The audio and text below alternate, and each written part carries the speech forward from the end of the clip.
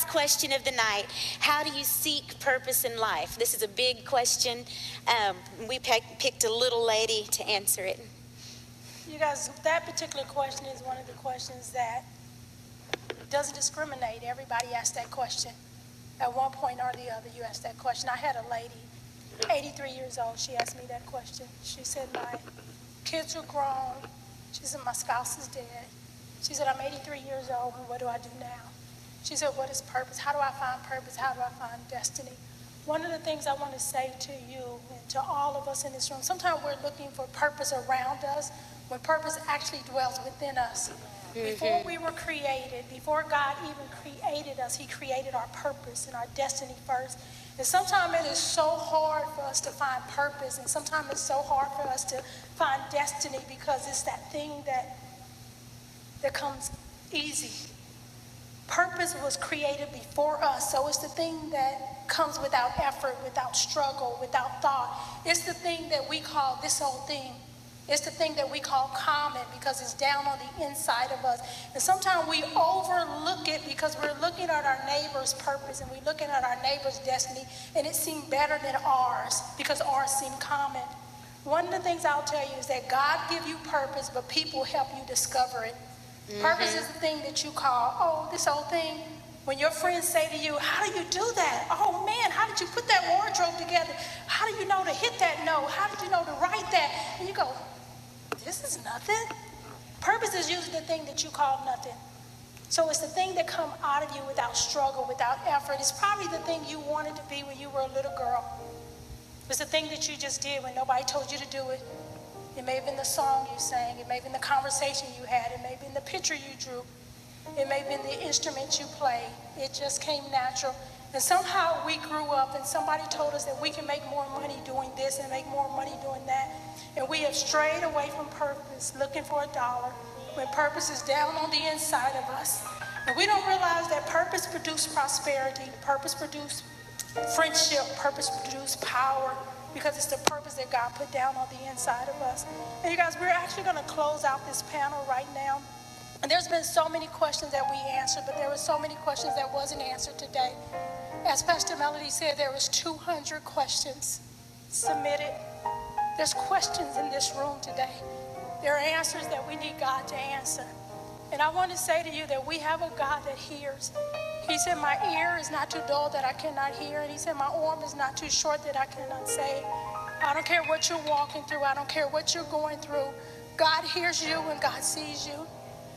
I say all the time, life happens to you.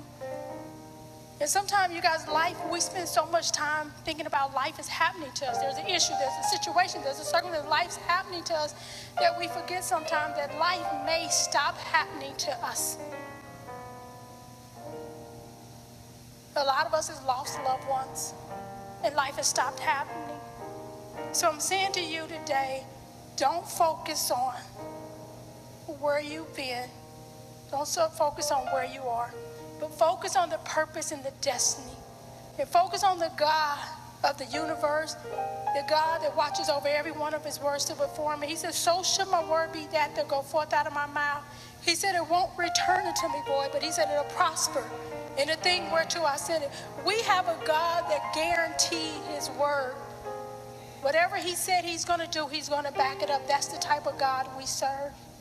And I want to say to us in closing, you guys, is, as I said, there's many questions. We want to know purpose. We want to know how to make it. We want to know what to do with a non-believing husband. We want to know what to do with rebellion children. We want to know how to connect. One of the things I want us to know is that wonder is sisterhood at its best. This is sisterhood at its best, you guys. We need each other. We need each other.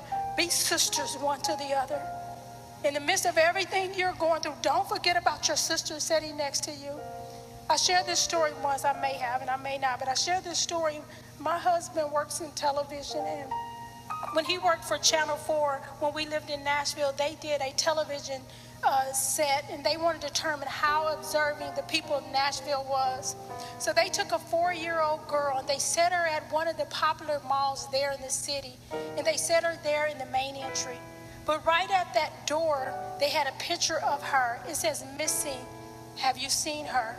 100 feet from that sign, they had the little girl. And 100 feet from the little girl, they had a police officer. And they said that little girl sat there for 5 hours and nobody saw her.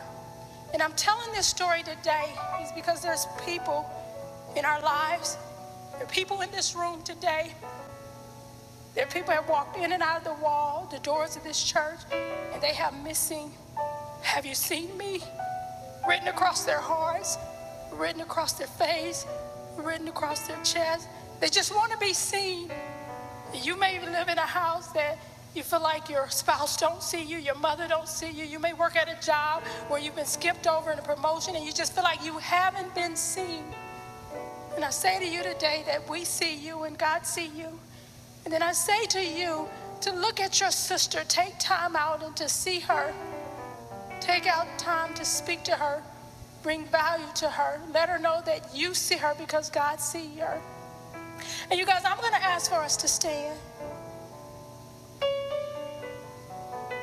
And if you're in the room today, and for any reason,